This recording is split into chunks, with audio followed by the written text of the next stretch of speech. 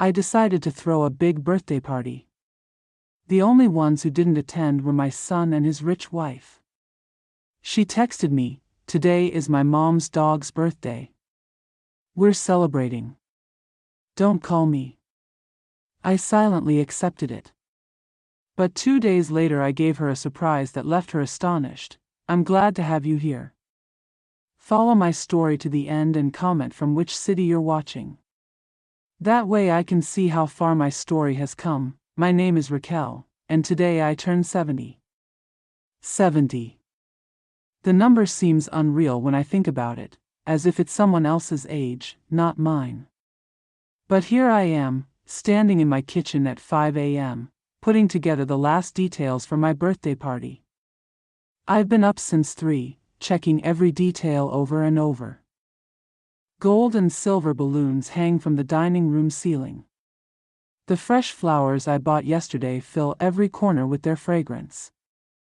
And the table is set for 12 with my china, the kind I inherited from my mother and only use on special occasions. Today definitely qualifies as a special occasion. I've been cooking for days. In the refrigerator, I have 3 different kinds of salad, the chocolate cake that Marcus, my son, loves so much, and enough appetizers to feed a small army. Everything is perfect, exactly as I've planned for weeks. Marcus promised to be here at 2 p.m. with Antonella, his wife. My 2 sisters are also coming, along with some dear neighbors, and the Johnsons, the older couple who live down the street and have become a kind of family to me over the past few years. As I stir the sauce for the chicken, my mind wanders to Marcus, my only son, the baby I raised alone after his father died when he was just 8. I worked 2 jobs for years to give him the best education possible, sleepless nights when he had a fever, afternoons helping him with his homework. Years of sacrifices any mother would make without a second thought. He's 35 now, successful, married, and lives just 20 minutes away, but I feel like we're on different planets. The phone rings at 10 a.m., interrupting my thoughts. It's Marcus. "Hi, Mom," he says, but I can hear something off in his tone, a tension that wasn't there last week when he confirmed he was coming. "Hey, honey. Are you 2 on your way yet? I know the party isn't until 2, but I thought you might want to come early to help me with." "About that," he interrupts, my stomach tightens. I know that tone. We won't be able to make it. The world stops. I literally feel like someone has pressed pause on my life. What do you mean? I'm so sorry, but something came up. Antonella got a last-minute invitation, and I don't need to hear the rest. I already know the excuse will be elaborate, convincing, and completely fake. Antonella, my daughter-in-law of 5 years, always has something more important to do when it comes to me. "What came up, Marcus?" I ask, although part of me doesn't want to know. There's a long pause, too long. It's Antonella's mother's dog's birthday. It's a huge event for the family, and I stay silent. Not because I don't have words, but because I have too many, and none of them would be appropriate to say to my own son. "Mom, are you there?" "Yes," I manage. "I'm here. I knew you'd understand. You're amazing, Mom, always so understanding. We'll make it up to you, I promise. Maybe next week we can take you out for dinner." Or, I hang up.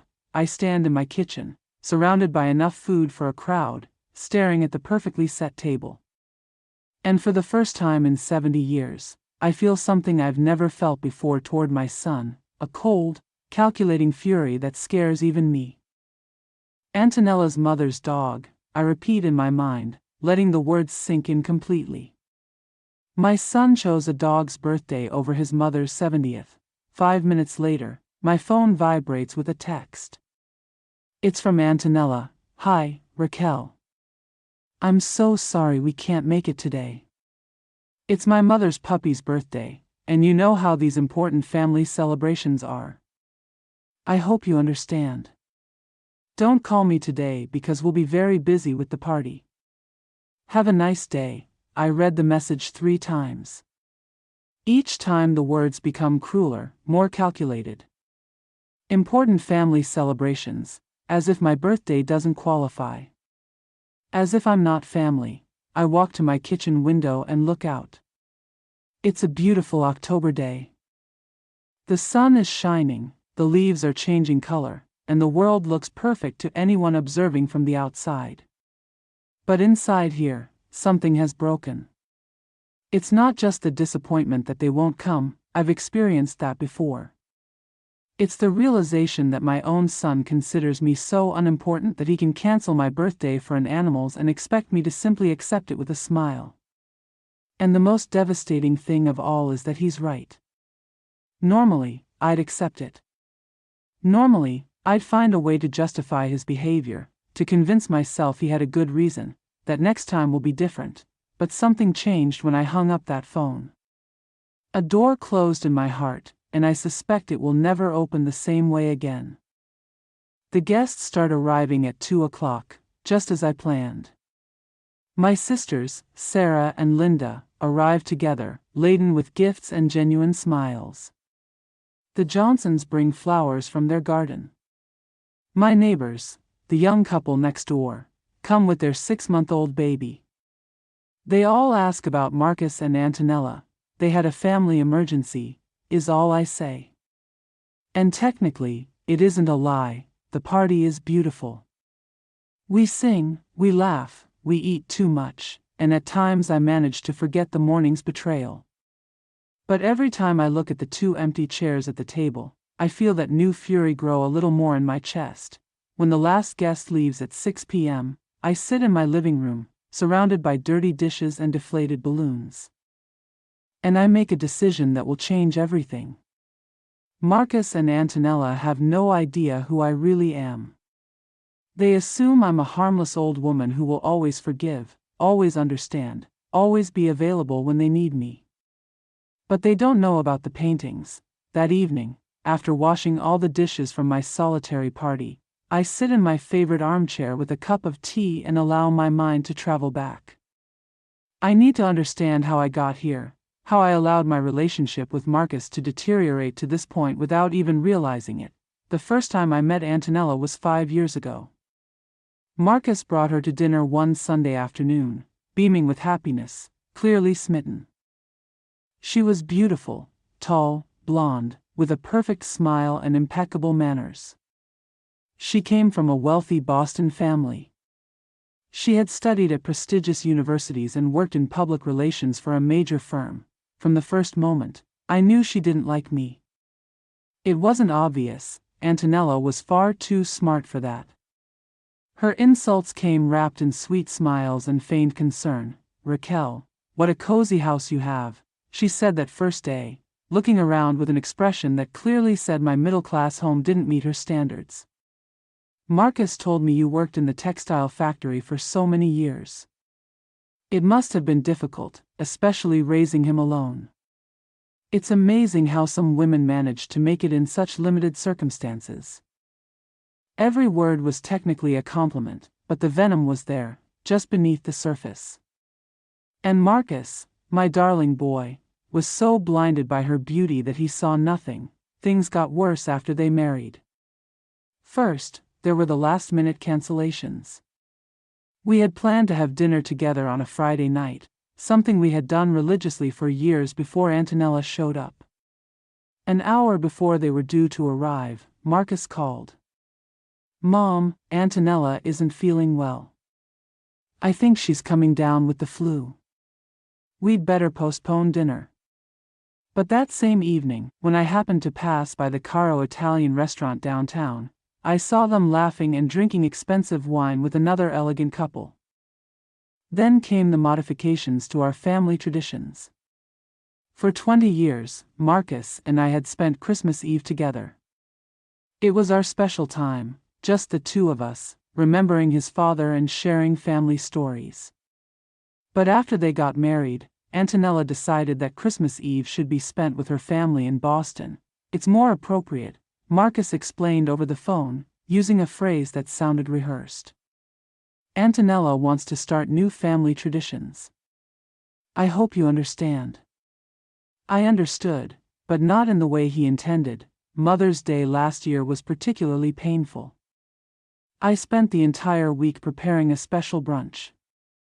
Marcus had promised they would come after Mass around noon. At 11:30, I received a call. Mom, change of plans. Antonella's mother decided to organize something at the country club at the last minute. You know how it is. When she decides something, we all have to adapt. But we'll stop by later, I promise. They never came. That afternoon, as I ate alone the brunch I'd prepared for 3, I realized I'd developed a very dangerous pattern. I always found a way to justify Marcus's behavior. There was always an excuse, a valid reason, a last-minute emergency. But the truth was simpler and more painful. My son had chosen Antonella over me, and she was systematically making sure I was cut out of their lives. The incident at Marcus's birthday last year should have opened my eyes completely. I'd planned a surprise dinner for him, contacted his old friends, prepared his favorite food, even managed to get tickets to the baseball game he'd been wanting to see. It was all perfectly orchestrated. When I called to invite him, pretending it was just a casual dinner, Antonella answered. "Oh, Raquel," she said in that sweet voice I'd learned to distrust, "Marcus can't talk now. He's very busy with preparations." Preparations for what? I asked, confused. For his birthday party, of course. I'm organizing something at the club. It'll be intimate, just close family and his most important professional contacts. You know how these things are. You have to maintain a certain level. I fell silent, processing what I just heard. Antonella was organizing a birthday party for my son, and I wasn't invited. "I'm sure you understand," she continued, as if she could read my thoughts. "These events are primarily for networking. We wouldn't want you to feel out of place among all those executives and their wives." I hung up and sat in my kitchen, staring at the meal I'd been preparing for 2 days. That evening, I took everything to the local church to be served in their soup kitchen. Marcus never knew about the party I'd planned for him and apparently never thought to wonder why his mother hadn't been invited to her own son's celebration, but the final straw came just 3 months ago, when my first grandchild was born. Antonella gave birth on a Tuesday morning. Marcus called me from the hospital, excited and crying with joy. "Mom, it's a boy, he's perfect. 7 pounds, 2 ounces. He has dark hair like mine when I was a baby. You're a grandmother." My heart filled with a joy I hadn't felt in years. I finally thought something would bring us together again, a baby we could love together, a new generation that would bring warmth back into our relationship. "When can I come meet him?" I asked, already mentally planning the perfect gift, imagining myself holding my grandson for the first time. There was a pause. "Well, Antonella wants to keep visitors limited the first few weeks, you know. Because of germs and all, but as soon as she's ready for visitors, you'll be the first to know." I waited 3 weeks. 3 whole weeks of scrolling social media to see the pictures Antonella posted of the baby with her parents, her sisters, her friends from the club. There were photos of at least 20 different people holding my grandson, but I, his paternal grandmother, kept waiting for the call. When I finally met baby Oliver, he was already a month old. Antonella greeted me at the door with a tight smile and a list of rules. Wash your hands 3 times before touching him, don't wear perfume, keep the visits short because the baby needed to follow his sleep schedule. I held my grandson for exactly 15 minutes before Antonella decided he looked tired and needed sleep. That night, driving home with a broken heart, I finally understood. Antonella didn't just dislike me, she considered me a threat to her control over Marcus, a threat to the perfect image she'd built of her new upper-class life. And Marcus, my son, the baby I had raised with so much love and sacrifice, chose not to see what was happening, because it was easier to keep his distance than confront his wife. Now, sitting in my living room after my ruined 70th birthday, it all fell into place. The pattern had been there for years, but I'd been too hopeful, too needy for my son's love, to see it clearly. But there was something Antonella didn't know, something that would change the entire power game she'd been playing for 5 years. In the attic of my house, carefully wrapped and protected from time, were 6 paintings that my late husband had inherited from his family, paintings that an art expert discreetly appraised 2 years ago at $3,200,000 to $3,800,000. Antonella was about to discover she had seriously underestimated the harmless old woman she'd been despising all these years. The call came 3 days after my ruined birthday. It was Marcus, and for the first time in months he sounded genuinely concerned. "Mom, are you okay? You haven't returned my calls." It was true. I'd let the phone ring 4 times since Sunday, watching his name on the screen but feeling no desire to answer. Each ring felt like a small victory. A reclamation of my power. "I'm fine, Marcus," I said, keeping my voice neutral. "I've just been busy." "Look, about Sunday. Antonella feels terrible about missing your birthday. She'd like to make it up to you somehow." I laughed, but there was no humor in it. "She feels terrible. How interesting." "Yes, she's thinking maybe we could take you to dinner this weekend at that Italian place you like. The same restaurant where I'd seen them the night they canceled dinner because she was sick." The irony tasted sweet. "Okay," I said, surprising him with my acceptance. "But make it Saturday night. I have plans Friday." I had no plans for Friday, but I wanted him to know my world didn't revolve around his convenience. After hanging up, I went up to the attic for the first time in months. The air was stale and dusty, filled with memories of a former life. There were boxes everywhere, furniture covered with sheets, and in the far corner, protected by moisture-proof covers, were the 6 paintings that had belonged to my late husband Robert's family. Robert never talked much about his artistic heritage. He came from a well-to-do New England family that had lost most of its fortune during the Great Depression, but they had managed to hang on to a few pieces of art that had been in the family for generations. When we married, the paintings came with us, but Robert always considered them more of a liability than a treasure. "They're just old paintings, Raquel," he used to say. "Important to the family history, but not to us."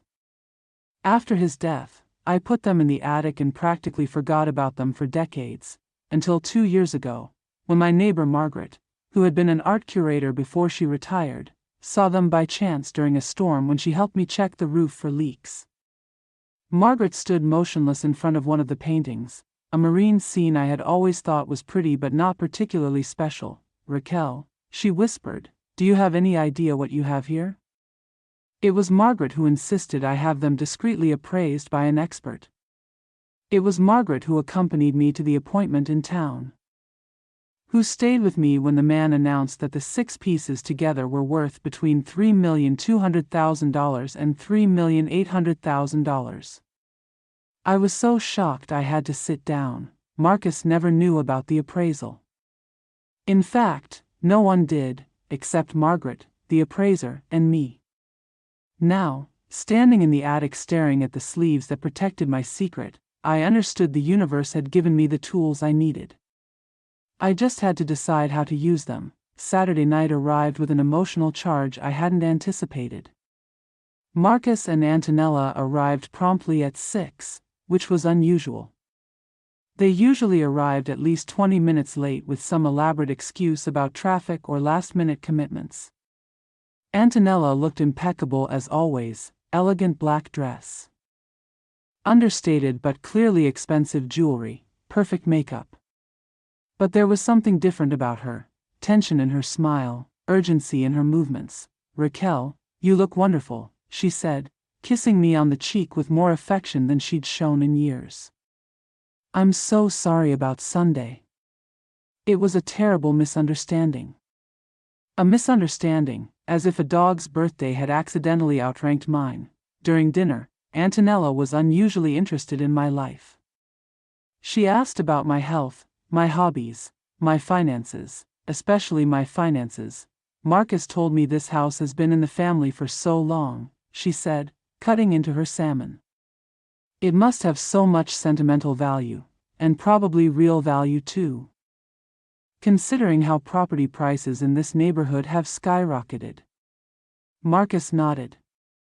Mom, you really should consider getting an updated appraisal of the house for insurance and maybe think about the future, how you want to handle, well, eventual estate planning.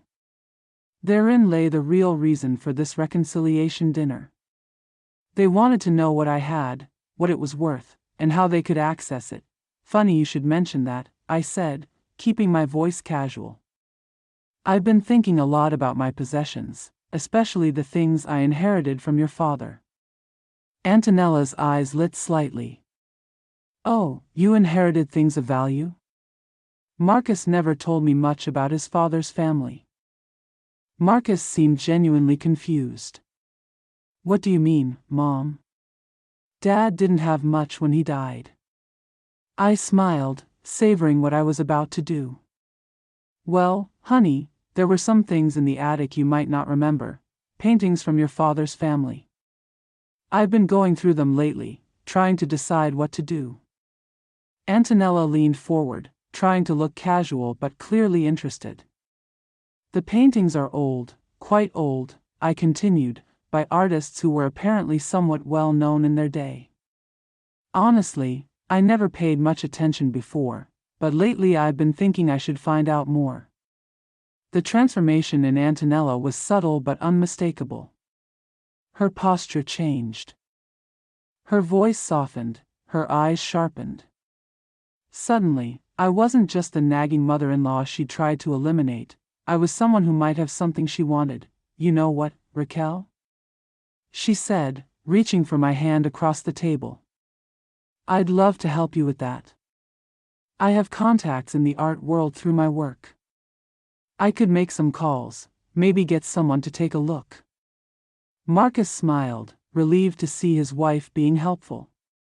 That's a great idea, Mom. If there's value there, Antonella would know how to uncover it. Oh, but I already knew exactly how much value there was. What I wanted to know was how far they'd go to get it. That would be wonderful, I said, squeezing Antonella's hand. Although I have to admit, I'm a little overwhelmed thinking about it. The upkeep of this big house, all these possessions. Sometimes I wonder if it wouldn't be easier to simplify my life. Antonella's eyes sparkled. Oh, Raquel, I'm so glad you say that. Marcus and I have been talking about exactly that, haven't we, honey? Marcus looked confused. Clearly they hadn't discussed any such thing, but Antonella pressed on. There are so many wonderful options for people your age now. Full-service retirement communities, elegant apartments with no maintenance. You could enjoy your golden years without the worries of a large property. She quickly added, if you decided to do that, Marcus and I would be happy to help with the transition. We could take care of all the complicated things, like selling the house and handling any belongings you can't take with you.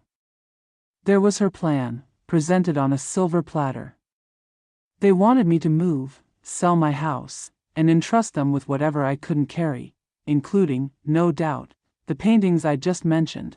Sounds like you've already given this quite a bit of thought, I observed. Antonella blushed slightly. We only want the best for you. Family should look out for each other, shouldn't it? Family.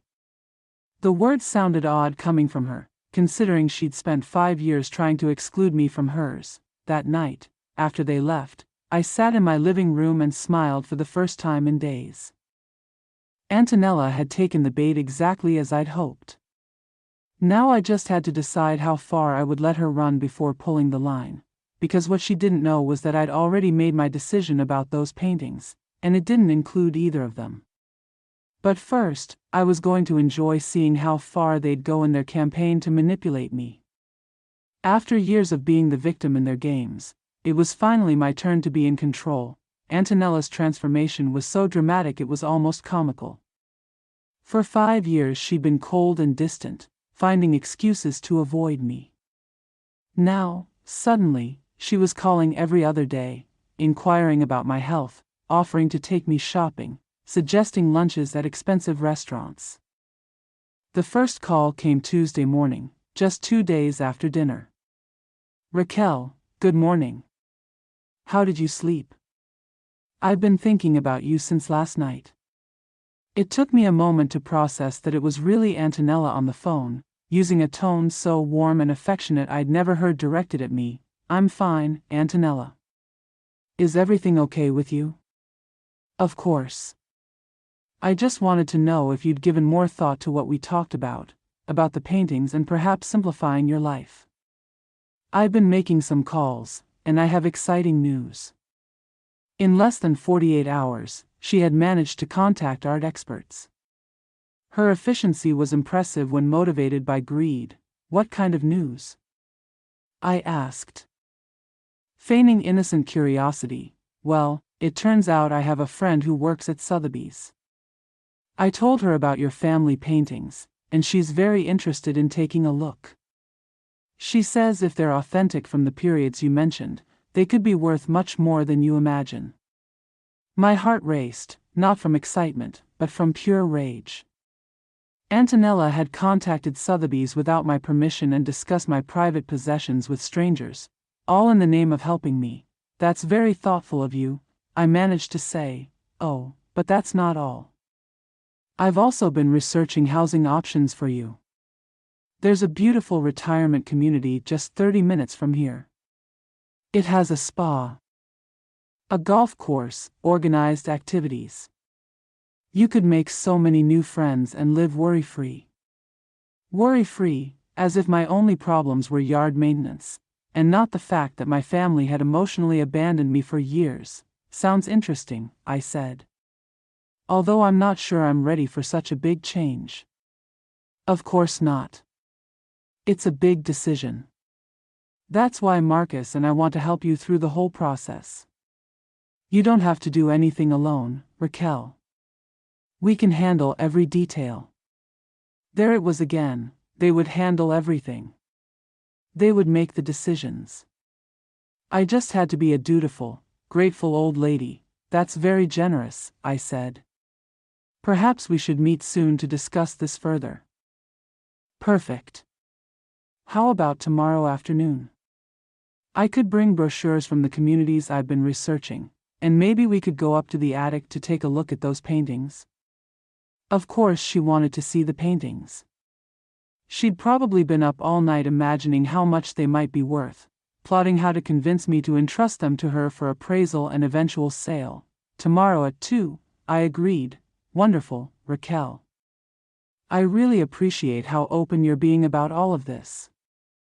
I know we haven't always been as close as we should have, but I want you to know you've always mattered to me. You're Marcus's mother, which makes you family to me, too." After hanging up, I sat in my kitchen feeling physically ill. The hypocrisy was so absolute, it took my breath away. For 5 years she'd treated me like a social embarrassment, and now that she thought I had something valuable, I'd always mattered. If she wanted to play this game, I'd give her exactly what she expected. That afternoon, I went to the bank and took some important documents out of my safe deposit box. I also called the family lawyer, Richard Coleman, who had handled Robert's and my legal affairs for years. "Richard, I need some documents prepared," I told him. "Donation papers, but with very specific wording." The next day, Antonella arrived promptly at 2, laden with colorful folders and glossy brochures.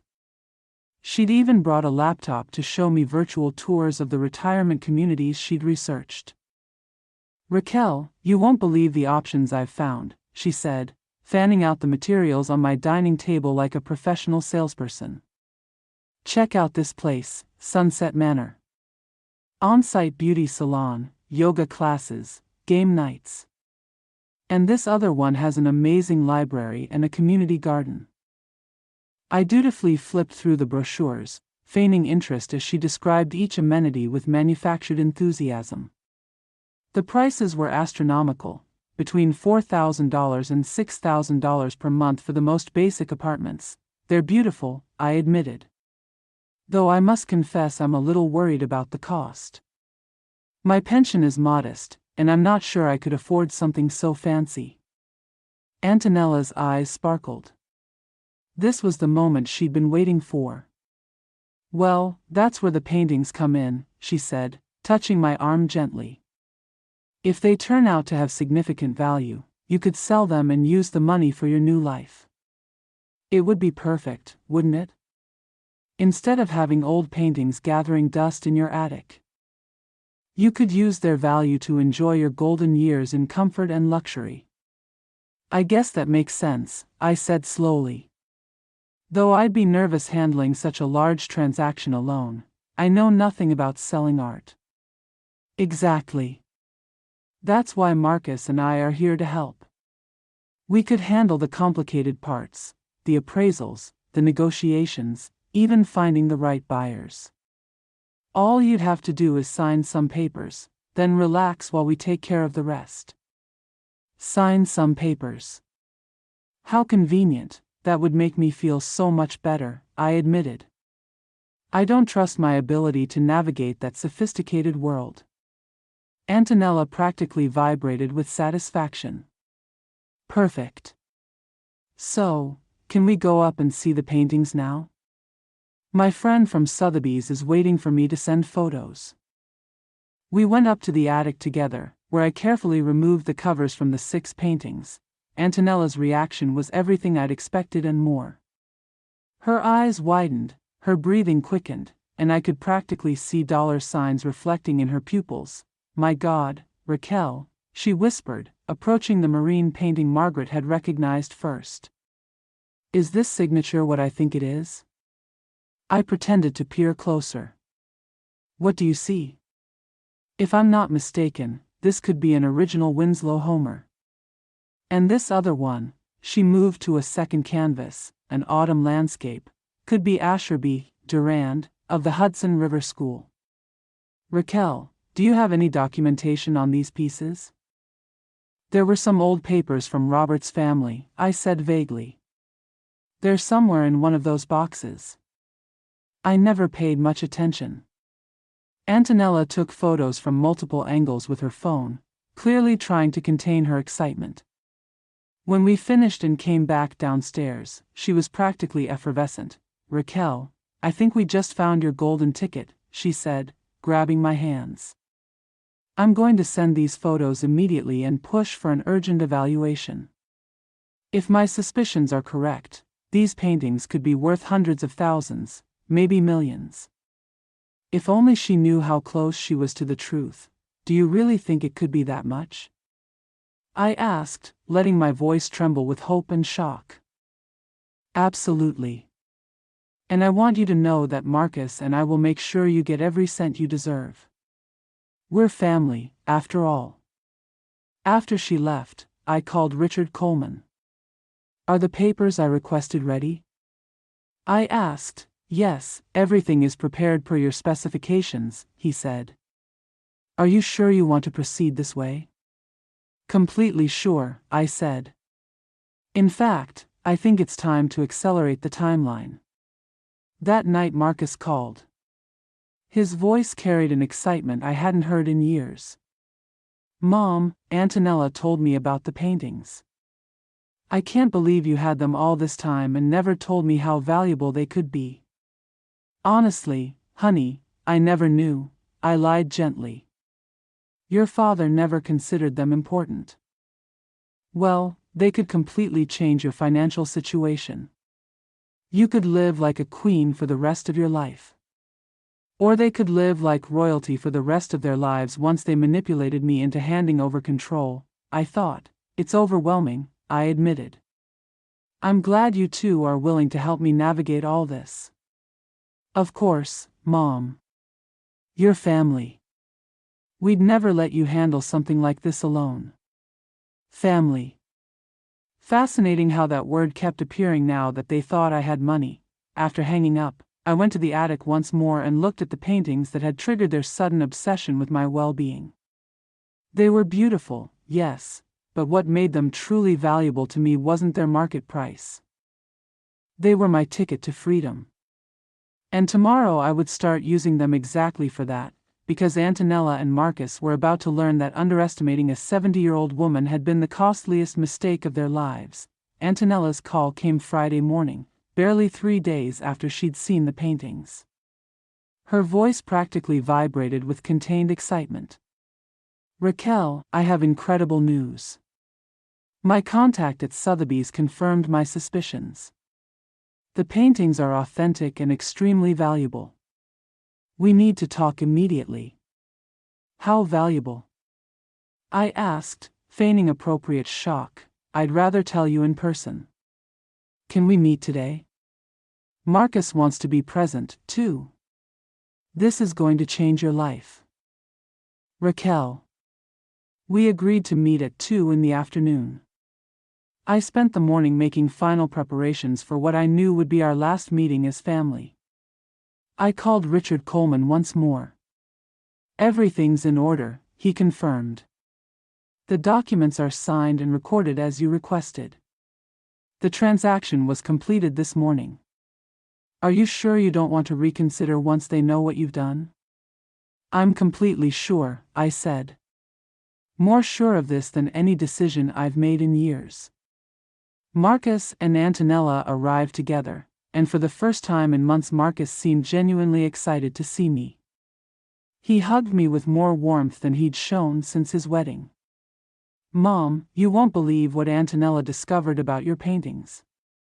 We sat in my living room, where Antonella unfolded a folder full of documents, high-resolution photos of the paintings and what looked like a detailed professional evaluation. "Raquel," she began, her voice having dropped all pretense of casualness, "you have 6 paintings collectively worth between $3,200,000 and $3,800,000. Marcus made a strangled sound. "Millions? Really?" Antonella nodded solemnly. "The marine painting is definitely a Winslow Homer original, worth at least $1,200,000 by itself. The autumn landscape is Asherby, Durand, Hudson River School, valued at approximately $800,000. The other 4 are by lesser, but authentic, 19th-century artists." I stayed silent for a moment, letting the information sink in, pretending to be overwhelmed by the magnitude of what I'd just heard. I can't believe Robert never knew what he had," I murmured. "Many families have hidden treasures without realizing it," Antonella said gently. "The important thing now is deciding what to do." Marcus leaned forward, taking my hands. "Mom, this means you'll never have to worry about money again. You can live anywhere you want, travel, do anything you've dreamed of." "It's overwhelming," I said. "I don't know anything about handling that much money." Antonella exchanged a quick look with Marcus before speaking. "Raquel, we've been discussing this and want to offer our full help. We could handle the entire sale, find the right buyers, negotiate the best prices, manage all legal aspects, and," added Marcus, "we can help you invest the money wisely. Antonella has experience through her work, and I know some excellent financial advisors." "How convenient. They would handle the sale, they would handle the investments, they would make all the important decisions. All I had to do was sign where they told me." "That would be wonderful," I said slowly. "But are you sure you want to take on so much responsibility? It's a lot of work." "You're our family," Antonella said with a smile that didn't reach her eyes. "It's the least we can do." Marcus nodded enthusiastically. "Plus, Mom, this will let us spend more time together. We could make this a family project." A family project. For 5 years I hadn't been important enough to be included in their lives, but now that there were millions involved, suddenly they wanted projects with me. "There's just one thing," I said, feigning doubt. "I'm not sure I'm ready to sell all the paintings immediately." They have sentimental value, you know. They were from Robert's family. Antonella's expression tightened.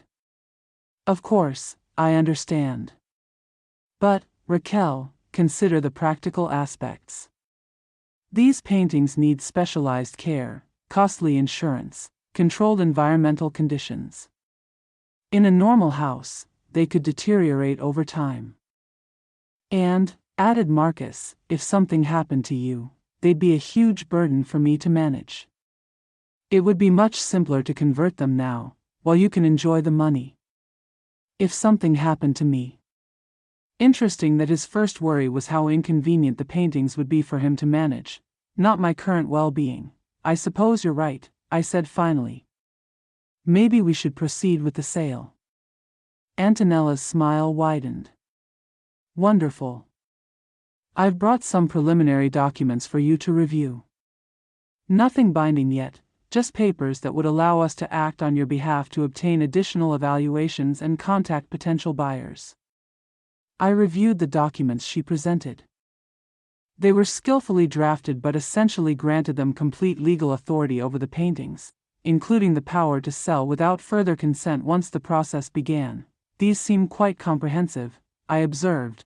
We want to be sure we can act quickly when we find the right buyers, Antonella explained. The art market can move very fast, and we wouldn't want to miss an opportunity because we couldn't reach you immediately. A polished lie, but a lie nonetheless. All right, I said, gathering the documents. Let me read these calmly tonight, and I'll give you an answer tomorrow. Of course, said Marcus, kissing my cheek. Take all the time you need. But Antonella couldn't fully hide her impatience. Just keep in mind my contact at Sotheby's is very excited to work with us. She rarely sees a collection of this caliber. After they left, I sat in my living room and laughed until tears ran down my cheeks. It wasn't joyful laughter, it was the bitter laugh of someone who had been so completely underestimated it was almost comical. That night I prepared everything for the next day. I packed a small suitcase with essentials, wrote several letters that needed to be delivered, and made sure all arrangements were in order. Then I called Marcus. Hi, honey. I've been thinking about the documents Antonella brought today. I think I'm ready to proceed. That's fantastic, Mom. Do you want us to come by tomorrow to pick up the signed papers?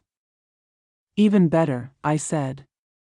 Why don't you come in the morning, and we'll all go up to the attic together. You can take the paintings immediately to put them in secure storage while you organize. There was a pause. Then Marcus practically shouted with joy. Mom, that's perfect. Antonella will be so excited. How about 10? 10 is perfect, I agreed. Bring a truck or a large van. Some of the paintings are quite big. Of course, Mom. I can't tell you how proud I am of you for making this decision. It's going to change everything for you. After hanging up, I looked around my house, the home where I had raised Marcus, where I had mourned Robert, where I had lived a life full of love and loss and hope. Tomorrow Marcus and Antonella would learn they had played their game with the wrong person, because when they arrived they would find the paintings gone, and the documents I had signed would not be the ones they expected. The helpless old woman they'd been manipulating for years was about to teach them the most expensive lesson of their lives. They arrived exactly at 10 a.m., as agreed. Marcus was driving a rented van large enough for the 6 paintings, and Antonella carried a folder full of what I assumed were additional documents for me to sign. I greeted them at the door with a calm smile. Good morning. Right on time. Good morning, Mom, Marcus said, kissing my cheek. Did you sleep well? It must be exciting to know your life is about to change completely. Yes, I said softly. My life is definitely about to change. Antonella seemed more anxious than usual, checking her watch and fiddling with her folder. We should go up immediately. I want to be sure the paintings are packed properly for transport. Of course, I agreed. But before we go up, there's something I need to show you. I led them to my dining table, where I had carefully laid out several documents. Confusion spread across their faces when they saw these were not the papers Antonella had brought the day before. "What's this?" Marcus asked, picking up the top document. "These are the actual documents I signed yesterday," I said calmly. "After you left, I made a few calls and some decisions." Antonella tensed immediately. "What kind of decisions?" Marcus read the first document, his expression shifting from confusion to shock to something like panic. "Mom, this says you donated the paintings to the Metropolitan Museum of Art." "That's right," I confirmed. "All 6 pieces were officially transferred yesterday afternoon. The documents are recorded and irrevocable." Antonella snatched the papers from Marcus's hands, scanning quickly. Her face went pale, then red, then pale again. "What did you do?" she whispered. "I donated my artistic inheritance to an institution that will appreciate and preserve it for future generations," I said, keeping my voice perfectly steady. "The museum will send a specialized team next week to collect the paintings." Marcus sank into a chair, looking at me as if I were a stranger. "But, Mom, they were worth millions." "Millions. You could have lived like a queen for the rest of your life. With money you would have controlled?" I asked gently. "Investments you would have managed? Living in a retirement community you would have chosen for me?" Antonella finally found her voice, and when she spoke, all pretense of sweetness had vanished. "You're punishing us. This is some twisted game because we missed your stupid birthday." "My stupid birthday," I repeated. Interesting choice of words. Marcus looked up, desperate hope in his eyes. "Mom, if this is about last Sunday, I'm sorry. I genuinely am. It was stupid to choose a dog's party over your birthday, but you can undo this, right? You can call the museum and explain it was a mistake." "It wasn't a mistake, Marcus, and there's nothing to undo." Antonella began to pace, her composure completely gone. "Do you have any idea what you just threw away? Do you have any idea what this means for us?" I said, leaning forward slightly. "There it is, the truth. What this means for you." "Well, of course it's for us," she exploded. "We're your family. Those paintings should have been our inheritance." Marcus looked horrified. "Antonella, calm down." But it was too late. The mask had fallen completely. "No, Marcus, I'm done pretending. Your mother just threw away millions out of spite, and you're acting like it's admirable." She turned to me, eyes full of venom. "You're a bitter, selfish old woman. We've spent years trying to keep you happy. And this is how you repay us?" "Years, trying to keep me happy," I laughed, and the sound was so cold it surprised even me. "Antonella, for 5 years you've systematically excluded me from my son's life. You've humiliated me, ignored me, and treated me like an embarrassment. The only time you showed interest in me was when you thought I had something you wanted." "That's not true," she protested weakly. "No? What about Mother's Day last year when Marcus promised to come for brunch? But you went to your mother's country club instead? What about Christmas 2 years ago when you decided my traditional Christmas Eve with Marcus was no longer appropriate? What about every birthday, every holiday, every important moment where you found an excuse to make sure I wasn't welcome?" Marcus looked ill. "Mom, I didn't know you felt." "Of course you knew," I cut in. "You chose not to see because it was easier. Easier to let Antonella push me out than deal with conflict." Antonella let out a bitter laugh. "So this is revenge. You wasted millions to get revenge." "It isn't revenge," I said, standing slowly. "It's freedom." I walked to the window, looking out at my garden where the autumn flowers were still blooming despite the approaching cold. For 5 years I've been waiting for you to choose me. Waiting for Marcus to remember he had a mother who loved him. Waiting for you, Antonella, to give me a chance to be part of your family. But on Sunday, when you chose a dog's birthday over mine, I finally understood something important. I turned to face them. You can't buy love. You can't manipulate respect. And you can't force people to value you once they've decided you don't matter. Marcus had tears in his eyes. Mom, please, can we fix this? Can we be a real family now? Now that the paintings are gone and there's nothing to gain, I asked softly, how long do you think your renewed love would last? Until you realized my house might be worth something too? Until Antonella found another reason to exclude me? Antonella had been silent for several minutes, but now she spoke, her voice full of cold fury. You're going to die alone. Do you realize that? You'll be a lonely old woman without family, without money, without anything. I smiled, and for the first time in weeks, it was genuine. Antonella, I've already been alone for 5 years. The difference is that now I accept it. There was a long, tense silence. Finally, Marcus stood, his face a mask of pain and confusion. Is this really what you want? To cut us out of your life completely? What I want, I said gently, is to be free of people who only value me for what they can get from me. I want to spend the years I have left surrounded by people who choose me because they enjoy my company, not because they need something. Antonella snatched up her folder. Marcus, let's go. There's nothing more we can do here. Marcus hesitated at the door, looking at me as if he were going to say something more, but Antonella was already walking to the van, and after a moment he followed. I watched them drive away from my window, knowing it was probably the last time I would see my son. That afternoon, I packed a small suitcase and drove to the coast. I had rented a little beachfront cabin for a month, where I could think and plan the rest of my life. The cabin was simple but cozy, with a direct view of the ocean from the main room.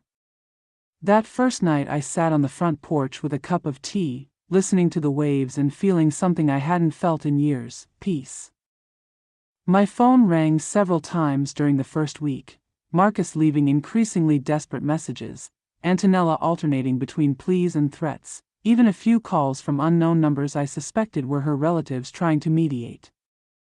I answered none of them. By the end of the second week, the calls stopped. I found a small rental house 4 blocks from the beach, nothing fancy, but clean and affordable on my modest pension. It had a little garden where I could plant flowers, and the neighbors were the kind who greeted you by name and offered to help with groceries. 3 months later, I had settled into a new routine. I volunteered at the local library 3 days a week, joined a book club, and made more genuine friends in 3 months than I'd had in years.